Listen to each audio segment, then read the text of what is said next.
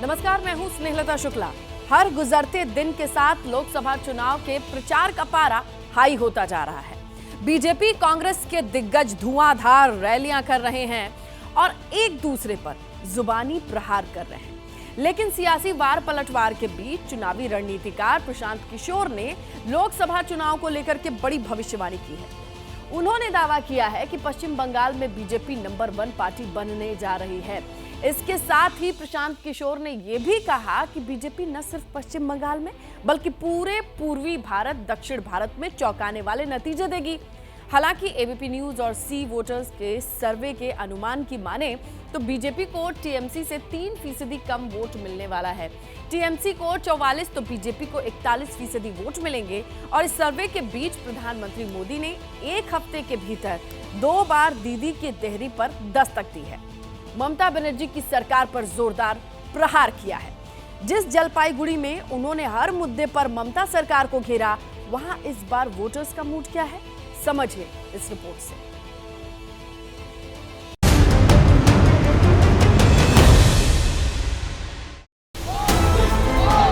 TMC चाहती है कि उसके तोलाबाजों को, भ्रष्टाचारी नेताओं को आतंक का खुला लाइसेंस मिले। जब केंद्र की जांच एजेंसियां आती है तो टीएमसी उन पर हमले करती है।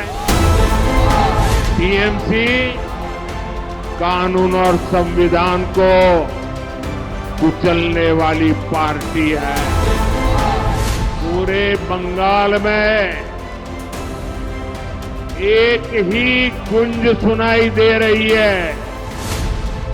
फिर एक बार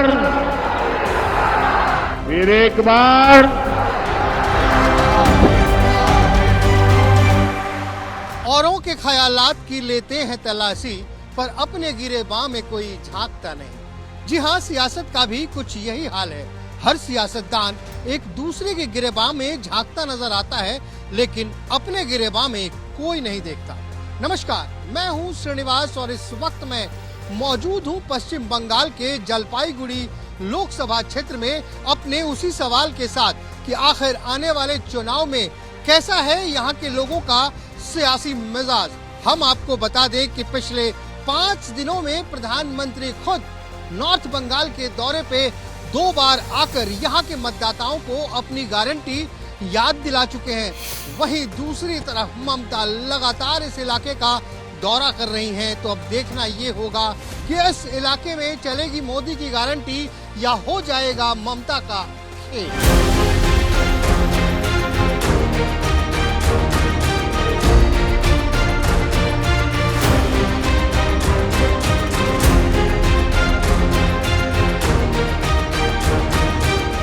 इस वक्त मतदाताओं के सियासी मिजाज को समझने के लिए हम पश्चिम बंगाल के जलपाईगुड़ी में मौजूद हैं। जी हाँ, यहाँ पे पहले चरण में मतदान होना है। एक चाय की दुकान दिखी है, तमाम लोग यहाँ पे बैठे हैं, उनसे ही जानते हैं कि यहाँ का सियासी मिजाज कैसा है। नमस्कार दादा, कैसे हैं? अच्छा है। हिंदी बोलते हैं ना? थोड़ा।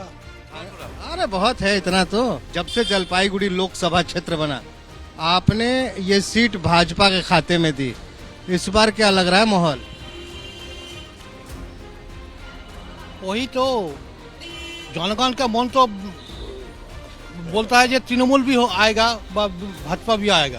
दोनों कैसे आ जाएगा? बोलता है कौन आएगा ये जनगण ही बताएगा। आपका मन क्या बोलता है?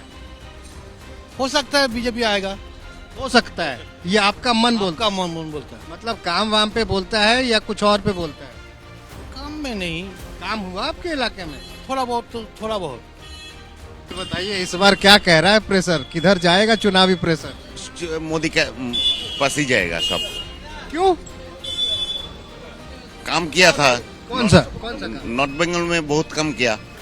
ट्रेन दिया, इलेक्ट्रिफिकेशन हुआ, काम हुआ, रास्ता घाट हुआ, डेवलपमेंट हुआ। महंगाई कोई मुद्दा होगा चुनाव में? बंगाल में बात होगा करप्शन के अगेंस्ट। करप्शन के अगेंस्ट? सच्चा गवर्नमेंट चाहिए बंगाल में। आपको क्या लग रहा है कि ममता दीदी की गवर्नमेंट करप्ट है?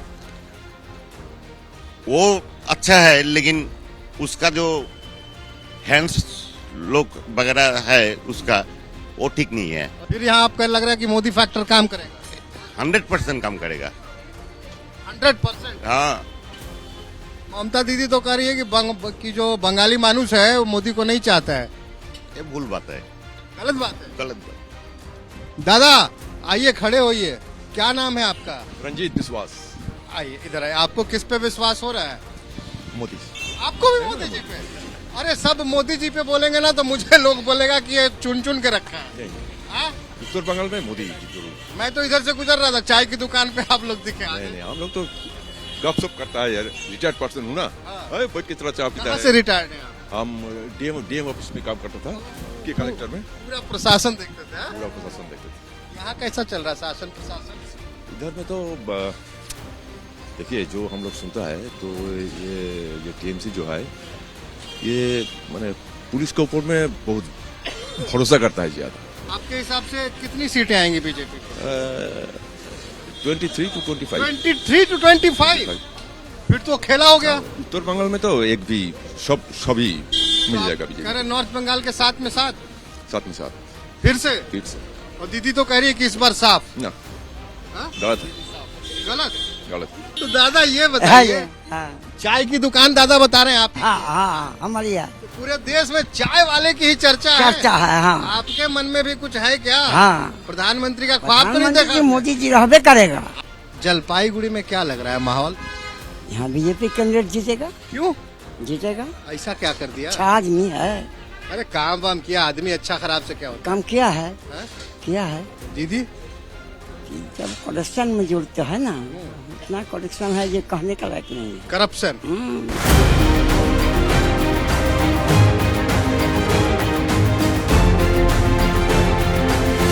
इस वक्त हम जलपाईगुड़ी के बाजार में हैं और अचानक कुछ सुनने को मिला। देखिए पवन सिंह का, शायद पवन सिंह का गाना बज रहा है। ये भोजपुरी गाना सुन रहे हैं भैया? जी भैया, भोजपुरी गाना बज रहा है यहाँ बंगाल में? भोजपुरी चलता है, सब जगह भोजपुरी सब जगह चलता है। बताइए, भोजपुरी समाज के कितने लोग हैं यहाँ? है मैक्सिमम धरिए 40% तो हो गए। 40%? बताइए, मोदी जी का कुछ दिख रहा है यहाँ असर? असर तो है, ये उसमें हाँ है असर है। दीदी का? दीदी का भी है, दोनों का ही है। कि चुनाव वुनाव में क्या माहौल चल रहा है? चुनाव जोड़ा फुल चल रहा है और क्या। जोड़ा फुल? वाह बस दीदी वाला? दीदी वाला, दीदी चलेगा? दीदी चलेगा। जिसको मन है, आप जैसे काम करते हैं हमको उसको दे देते हैं, बस यही बात है। बोलिए, अच्छा गाना बोलिए। कह रहा है गुलाब जैसन गिलास भालो गाना लगा। नहीं तो सब जगह फूल ही फूल है, कमल फूल, जोड़ा फूल, गुलाब का गुलाब फूल बस। ये गुलाब फूल बोल रहा है आपको? बोल रहा है? अच्छा ठीक है, कोई बात नहीं है, कोई दिक्कत नहीं है आपको। तो आपको दीदी पसंद आ रही है? बस बस। क्यों पसंद आ रही दीदी? काम। आपको क्या चाहिए? हमको दीदी चाहिए। दीदी चाहिए? इनको दीदी चाहिए। और गाना क्या चल रहा था? गुलाब जैसा खिलल बारू। खिलल बारू। हाँ, तू भावड़ा से मिलल बारू। मिलल बारू। कहते हैं मोदी जी की गारंटी है, बंगाल में चल रही है उनकी गारंटी?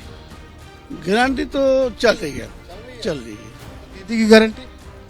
उनकी गारंटी तो अभी मैं कुछ कह नहीं सकता, कैसा गारंटी देता है उन्हें। मतलब आपको लग रहा है कि यहाँ पे मोदी जी की गारंटी काम करेगा? चुनाव में काम करेगा। करेगा? ये क्या लग रहा है माहौल जलपाईगुड़ी में? जलपाईगुड़ी का माहौल अच्छा है। अच्छा है? अच्छा है। क्या दीदी चलेगा? नहीं चलेगा। क्यों? दीदी का बात का ठीक नहीं है, इसलिए नहीं चलेगा। ऐसा क्या किया दीदी? दीदी ने एक बात बोलता है, आता नहीं है। बोलता है जो ये देगा हो देगा, कुछ भी नहीं देता है। दादा? दादा जो काम किया अच्छा काम किया। बंगाल में तो दीदी का जादू चलता है। ज्यादा चलेगी, पहले से चलता है, अब नहीं चले वाला। अब नहीं चलेगा? नहीं चलेगा। किसका चलेगा? मोदी क्या चलेगा? कोई कारण? क्यों चलेगा? मोदी अच्छा काम कर रहा है। क्या दिया दादा ने? रोड दिया, पानी जल दिया, फिर इधर रेशन देता है। राशन मिलता है यहाँ? रेशन मिलता है, यहाँ मिलता है फ्री राशन? मिलता है। तो वो तो कह रहे हैं कि वो तो दीदी अपने कोटे से देती दीदी अपना कोटा से कहाँ से देगा? कहाँ से देगा? दादा ने देने से दीदी कहाँ पाएगा? है कि यहाँ पे जो है थोड़ा सा जय श्री राम वाला मुद्दा भी है क्या? हाँ, जय श्री राम वाला मुद्दा है, बोलने नहीं देता उन्हें। क्या नहीं बोलने देता? जय श्री राम नहीं बोलने देता? पहले बोलने नहीं देता, अब थोड़ा थोड़ा बोलने देता है। कौन नहीं बोलने देता? ये सरकार जय श्री राम नहीं बोलने देता? नहीं, जय श्री राम बोलने से। डर लगता था? हाँ, अब डर नहीं है। बंगाल में जय श्री राम बोलने से डर लगता था, हाँ इसीलिए आपको दादा अच्छा लग रहा है। हाँ।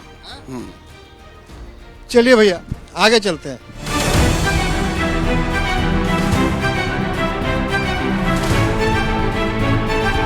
इस बार किसका बैंड बजेगा? वो तो बीजेपी का ही है, और अभी दो कैंडिडेट अच्छा है, दोनों कैंडिडेट अच्छा है। आपको ज्यादा अच्छा कौन लग रहा है? अभी बोल नहीं सकता है हम लोग हुआ। ये बताइए, मोदी जी को और फिर से प्रधानमंत्री बनना चाहिए कि बदल देना चाहिए? सेंट्रल में मोदी जी आने से तो अच्छा ही होगा। बदल देना चाहिए? नहीं, जो पब्लिक करेगा वही होगा। आपको क्या लगता है? हमको तो लगता है मोदी जी सेंट्रल में ठीक ही है। ठीक ही है। हाँ, हाँ। राहुल गांधी? राहुल गांधी वो क्या बोले आप, है। आप कह रहे हैं मोदी जी फिर? हाँ, मोदी जी आना अच्छा ही होगा। बाबा दादा का हाथ कौन तोड़ा? दादा इधर आओ। हाँ? कैसे हाथ टूटा? बाजार में गिर गया, दिन बाजार में। इधर ही रहते हो? हाँ। वोट करते हो? हाँ। हाँ? दीदी का काम बढ़िया हुआ है? होता है तो बीजेपी सरकार का होता है काम। बीजेपी सरकार का। दीदी का? दीदियों का था, दोनों पार्टी को हो रहा है। एक बताना, बहुत डरते हैं। ना बीजेपी सरकार का यहाँ बहुत चलता है। बीजेपी सरकार का वोट चलता है।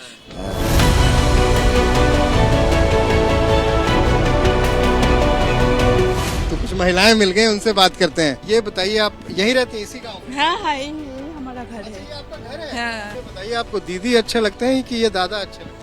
जो काम अच्छा करेगा वही अच्छा होगा ना। मोदी अच्छा किया है, बहुत अच्छा काम किया है मोदी जी ने। राम मंदिर किया है, राम है रास्ता, ये जो हमारा ये सब रास्ता। यहाँ पे बहुत जाम लगता था ना पहले? हाँ, पहले रखता, अब तो नहीं है। अब रास्ता मतलब बहुत बढ़िया है, तो सब लोग आना जाना मतलब सब अच्छा हो रहा है। आप बंगाल में दीदी इतना कर रही हैं, लकी भंडार, कन्या, क्या क्या बहुत सारी चीजें दे रही हैं। दे रहा है, मोदी जी भी दे रहा है। मोदी जी में गैस जो है वो किया है, मोदी जी ने बहुत अच्छा काम किया है। करिए, गैस बहुत महंगा कर दिया है ना। गैस ना जो है ठीक ही है। आपको मोदी जी अच्छे लगते हैं? हाँ, मोदी जी अच्छा। मतलब मोदी जी ही चलेंगे? हाँ हाँ, दीदी चलेंगे? है नहीं, मोदी जी चलेंगे, और जय श्री राम, और जय श्री राम ही हम बोलेंगे। जय श्री राम जी। आइए इधर, क्या कह रही थी आप? कुछ कह रही थी पीछे से? पीछे से क्या है, ऐसा ही कि मोदी जी जो कर रहे हैं हमारे लिए, जो कर रहे हैं तो बहुत अच्छे। क्या कर रहे हैं? जो रास्ता घाट उन्होंने जो बोला वही। रास्ता घाट मतलब रास्ता बना? हाँ, रास्ता बना दिया, हमारा राम मंदिर बना दिया, तो और जो होगा अच्छा। मंदिर मुद्दा है चुनाव में? हाँ। मोदी जी अच्छे लग रहे हैं? हाँ हाँ। कीजिए, सोच के सच के मैंने, हमारे लिए तो मोदी जी है, लेकिन और भी लोग को पूछिए, सबको एक ही बात है, मोदी जी मोदी जी। पूरा गांव में मोदी जी? कुछ तो अन्य भी है, लेकिन मोदी जी तो है ही।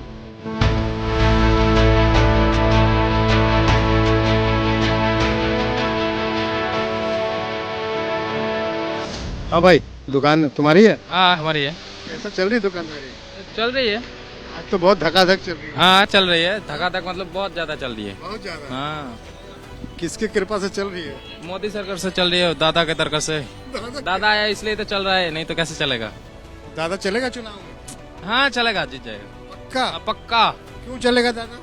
दादा अच्छा लगता है हम लोग को। क्यों अच्छा लगता है? दादा सब कुछ देता है, फिर देखता भी है। क्या देखते हैं? क्या देखता है? यही तो सब कुछ तो देखता है, क्या क्या चाहिए ऐसे। कुछ मिला तुम्हें? हाँ, मिला है। क्या? पे सुविधा मिलता है। कौन सा सुविधा? घर भर मिलता है। मिला है? हाँ, घर मिला है। और दीदी कैसी? दीदी भी अच्छी है। तो फिर दीदी की दादा? दादा ही अच्छा लगता है, खाना भी देता है, खाना भी तो देता है राशन से। राशन मिलता है यहाँ? हाँ, फ्री राशन मिलता है? हाँ, मिलता है। सुनने सुना है, नहीं मिलता है? मिलता है। तो कितना मिलता? हम लोग को इधर तो मिलता है। कितना मिलता है? 5 किलो, एक आदमी को 3 किलो से मिलता है। 3 किलो जैसा चावल, आटा देता है 2 ठो।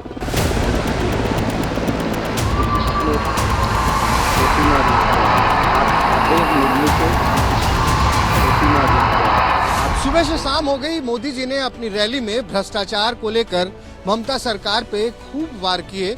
एक बार फिर से हम जलपाईगुड़ी शहर के अंदर हैं। हाँ दादा, कैसे हैं? बढ़िया है। क्या मोदी चलेंगे या दीदी चलेंगे? मोदी चलेंगे। मोदी चलेंगे? हाँ। क्यों? मोदी बात कर रही है, जितना काम किया है वो बढ़िया किया है। क्या काम किया? बहुत कुछ किया है। 4 लेन किया है, तो महिला के लिए किया है, जो ये पानी के लिए किया है, तो बहुत काम किया है। आपको मोदी जी पसंद आ रहे हैं? पसंद है। चलिए दादा, क्या जी अब आप ये बताइए क्या माहौल चल रहा है? अब तो बस चुनाव बिल्कुल करीब आ गया जलपाईगुड़ी में। हाँ, जलपाईगुड़ी में दीदी के हमको बहुत अच्छा लगता है। दीदी ये बोल रहे हैं मोदी अच्छे लगते हैं। ना उसको लगता है मोदी, मेरे लगता है दीदी बहुत अच्छा है। क्यों दीदी तो लेडीज है जलपाईगुड़ी डिस्ट्रिक्ट में, पर्सन में कन्याश्री दिया है, लक्ष्मी भंडार दिया है, जो लेडीज है वेस्ट बंगाल में सब दीदी को सपोर्ट कर रहा है। लेकिन आपके यहाँ से तो पिछली बार भारतीय जनता पार्टी जीत के गई। हाँ जीता है, यही साल नहीं देतेगा। साल नहीं देतेगा। ऐसा क्यों लग रहा है आपको? हाँ, दोनों माने सब, हम तो हिंदी नहीं जानता है, थोड़ा बोलना है जानता है।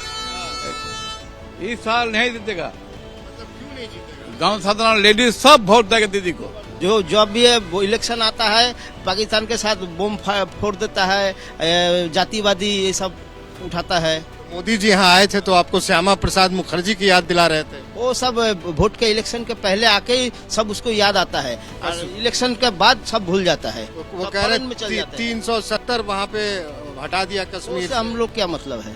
जी नाम बताएं सर अपना। अरिंदम भट्टाचार्य। अरिंदम भाई, क्या है माहौल? देखिए बंगाल में तो दो चीजें हैं।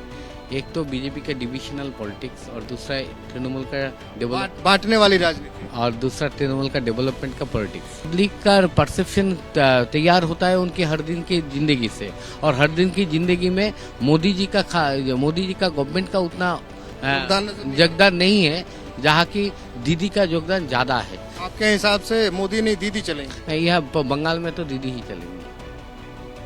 तो चलिए जलपाईगुड़ी से आज के इस एपिसोड को यही समाप्त करते हैं। मैं आपको बताता चलूं कि पहली बार इस इलाके में भारतीय जनता पार्टी 2019 में जीती, और ऐसी जीत नहीं बल्कि पूरे नॉर्थ बंगाल की 7 सीटें बीजेपी की खाते में गई थी। अब देखना होगा कि 2024 में ये 7 सीटें बरकरार रहती हैं या फिर परिणाम कुछ और होंगे। आज की सबसे बड़ी खबर, जहां बड़ी खबर यह है अरविंद केजरीवाल पर हाईकोर्ट का अहम फैसला आने वाला है। आज दिल्ली हाईकोर्ट केजरीवाल की उस याचिका पर फैसला सुनाएगा जिसमें उन्होंने अपनी गिरफ्तारी को चुनौती दी है। ऐसे में अब यह देखना होगा क्या हाईकोर्ट से केजरीवाल को कोई राहत मिलती है या नहीं, केजरीवाल को जेल का योग मिलेगा या फिर जमानत का संयोग बनता है।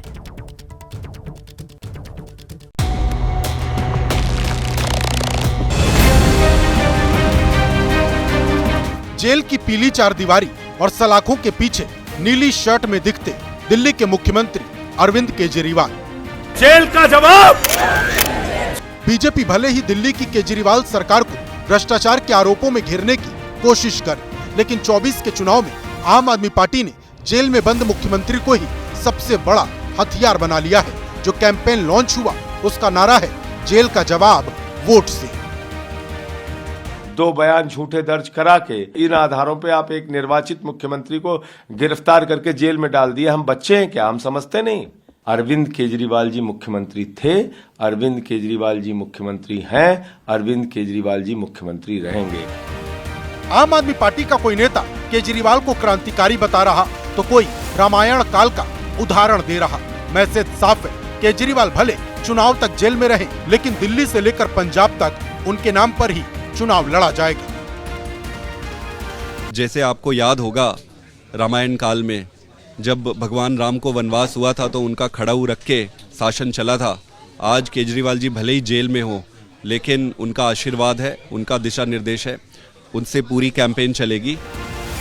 आम आदमी पार्टी घर घर जाएगी, जेल में बंद केजरीवाल की यही तस्वीर दिखाएगी, ईमानदारी की परिभाषा सुनाएगी, राजनीतिक संघर्ष की बात कहेगी। लेकिन बीजेपी कहती है आम आदमी पार्टी भ्रष्टाचार के समंदर में डूबी है। कैंपेन को लेकर के हम लोग घर घर जाएंगे।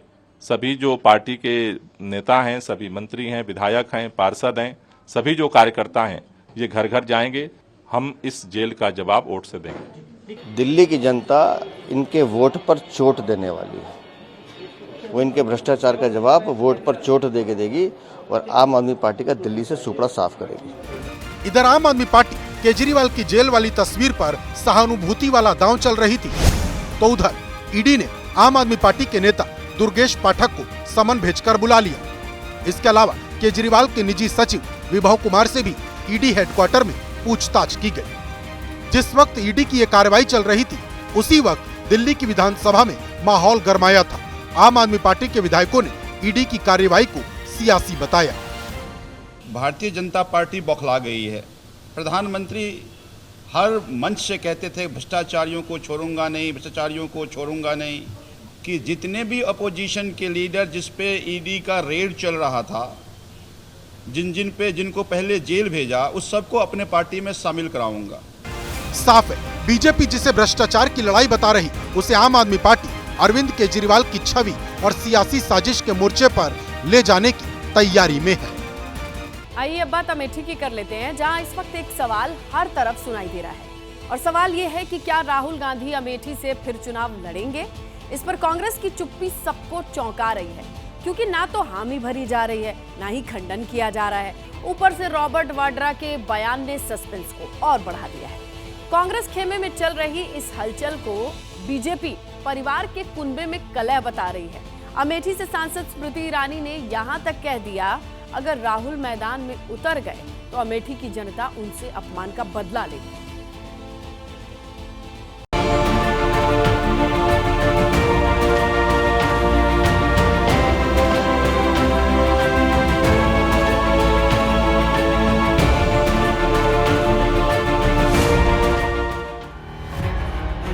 अमेठी की चुनावी रणभूमि में राहुल गांधी मैदान में उतरेंगे या नहीं, इस सवाल पर अब तक सस्पेंस कायम है। कांग्रेस खामोश है, लेकिन बीजेपी ने राहुल पर सीधा हल्ला बोल दिया है। स्थानीय सांसद स्मृति ईरानी का दावा है कि कांग्रेस का एक गुट खुद चाहता है कि राहुल गांधी को किनारे कर दिया जाए। मैं जानती हूँ और कांग्रेस के कई नेताओं ने अब जग जाहिर किया है कि कांग्रेस में अंदरूनी कलह है। कांग्रेस में एक खेमा ऐसा है जो चाहता है कि राहुल गांधी को नेतृत्व से मुक्त किया जाए और एक महिला नेत्री को कांग्रेस की कमान दी जाए। मैं उस खेमे को आश्वस्त करना चाहती हूँ कि आप राहुल गांधी को पुनः अमेठी में हारते देखेंगे। अमेठी से क्या नेहरू गांधी परिवार का कोई सदस्य चुनावी मैदान में उतरेगा? इस सवाल पर अटकलें तब जोर पकड़ने लगी जब प्रियंका गांधी वाड्रा के पति रॉबर्ट वाड्रा का बयान सामने आया। उन्होंने एक इंटरव्यू में कह दिया था कि अमेठी की जनता चाहती है कि अगर मैं राजनीति में आऊं तो अमेठी से पहली बार सांसद बनूं। वो मेरे से भी प्रेरणा करते हैं और आशा करते हैं कि मैं अपना पहला कदम अगर राजनीति में रखता हूं और सांसद बनने की सोचता हूं तो मैं अमेठी को ही रिप्रेजेंट करूं। अब स्मृति ईरानी से कांग्रेस का अंतर कलह बता रही हैं। बावजूद इसके राहुल के नाम टिकट का ऐलान होने की सूरत में जंग की पूरी तैयारी है। अमेठी अपने सम्मान की लड़ाई लड़ेगा राहुल गांधी के खिलाफ। अमेठी अपने संरक्षण की लड़ाई लड़ेगा राहुल गांधी के खिलाफ, जिसने अमेठी को त्याग दिया और त्यागने के बाद भी बार बार अपमानित किया। सवाल अमेठी का है। चर्चा के सेंटर में राहुल गांधी हैं, इसलिए बीजेपी की तरफ से चौतरफा हमले हो रहे हैं, तो कांग्रेस भी पलटवार में चूक नहीं गई। ये प्रूफ जरूर होता है कि ये परिवारवाद वाली पार्टी है। ये परिवार के परे तो देख ही नहीं सकती। इनके कांग्रेस के कार्यकर्ता जो गांव में धूप में मेहनत करते हैं, वो इंजन के अंदर कोयले का काम कर रहे हैं, उनको झोंका जा रहा है। लेकिन आगे कौन बढ़ेगा? अगर आगे बढ़ते भी हैं तो कौन बढ़ेगा? गांधी परिवार बढ़ेगा। देखिए, देश जो है वो नरेंद्र मोदी जी से मुक्ति चाहता है और अमेठी जो है स्मृति ईरानी जी से मुक्ति चाहती है। जगह जगह उनको जनता खुद इतना घेर रही है कि वो राहुल जी का नाम लेकर के खबरों में बनी रहना चाहती हैं। अमेठी के साथ ही रायबरेली में 5वें दौर में 20 मई को वोटिंग होनी है। दोनों ही सीटें हाई प्रोफाइल हैं, लेकिन अब तक न तो अमेठी और न ही रायबरेली में कांग्रेस ने अपने उम्मीदवार के नाम तय किया है। देखिए, मुद्दे तमाम हैं, लेकिन बिहार में लालू यादव का पूरा परिवार एक तस्वीर को लेकर सीएम नीतीश के पीछे पड़ गया है। इसमें नीतीश कुमार पीएम मोदी के साथ दिखाई दे रहे हैं। तेजस्वी का आरोप है कि नीतीश नवादा की सभा में प्रधानमंत्री के पैर छू रहे थे।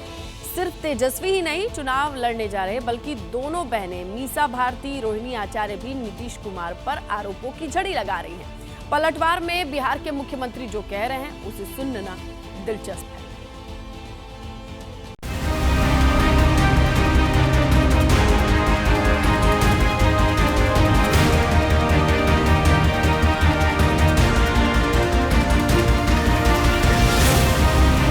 कल मोदी जी का पैरवे छू रहे थे, क्या स्थिति होगी। हमको दुख हुआ, हमको दर्द हुआ।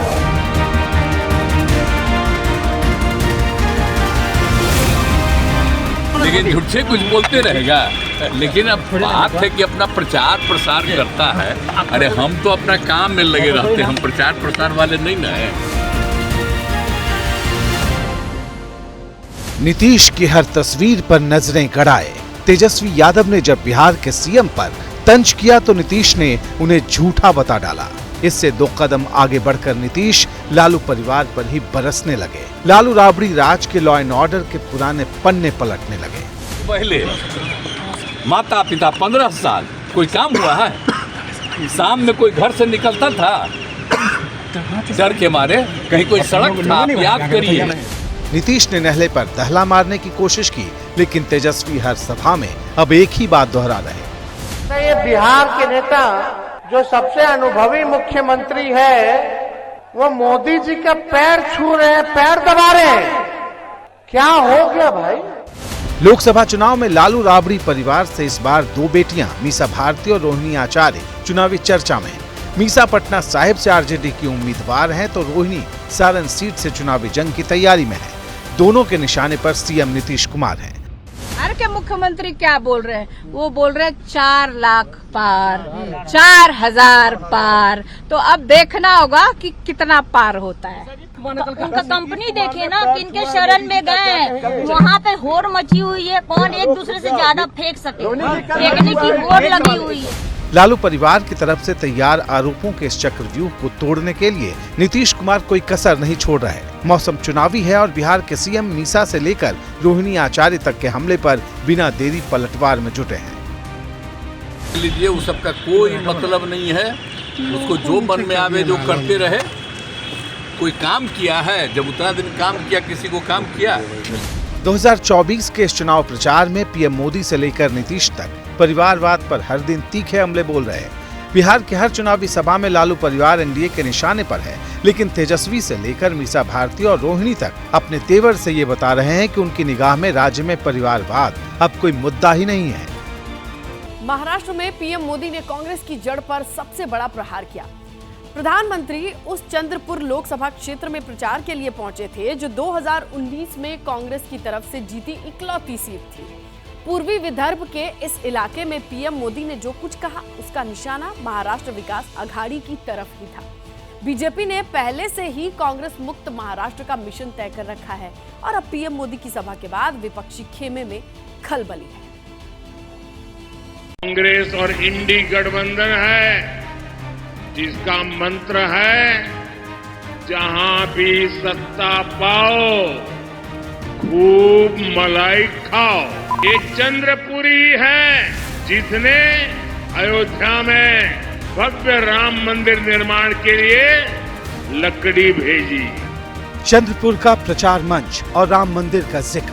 प्रधानमंत्री ने महाराष्ट्र में लोकसभा चुनाव के प्रचार की मुहिम शुरू की कोयले की खदानों के लिए मशहूर चंद्रपुर से। इशारों में कांग्रेस नेता राहुल गांधी पर निशाना साधा और पूरे महाराष्ट्र को संदेश दे दिया। मोदी किसी शाही परिवार में पैदा होकर प्रधानमंत्री नहीं बना। मोदी ने गारंटी दी थी कि हमारी सरकार दलित, आदिवासी और पिछड़ा परिवारों का जीवन बदलने के लिए काम करेगी। पीएम मोदी की बातों से साफ है कि एनडीए की अगुवाई कर रही बीजेपी इस बार कांग्रेस मुक्त महाराष्ट्र के मिशन के साथ मैदान में उतरी है, जिसमें चंद्रपुर बड़ा किरदार निभाने वाला है। इसकी वजह 48 लोकसभा सीट वाले महाराष्ट्र में 2019 के चुनावी नतीजों में छिपी है। एनडीए में शामिल बीजेपी और शिवसेना ने मिलकर 48 में से 41 सीटें जीत ली थी। यूपीए ने 48 में से सिर्फ 5 सीटें ही जीती थी। इसमें कांग्रेस को सिर्फ 1 सीट पर कामयाबी मिली थी और वो सीट थी चंद्रपुर की।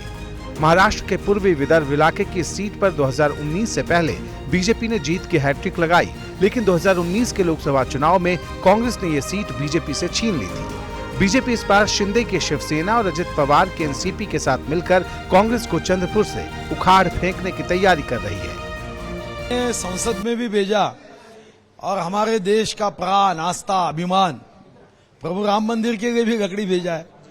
तो मुझे लगता है कि मुझे बुलावा आया है। प्रभु राम जी ने कहा अब पश्चिम की ओर से उत्तर की तरफ निकलो।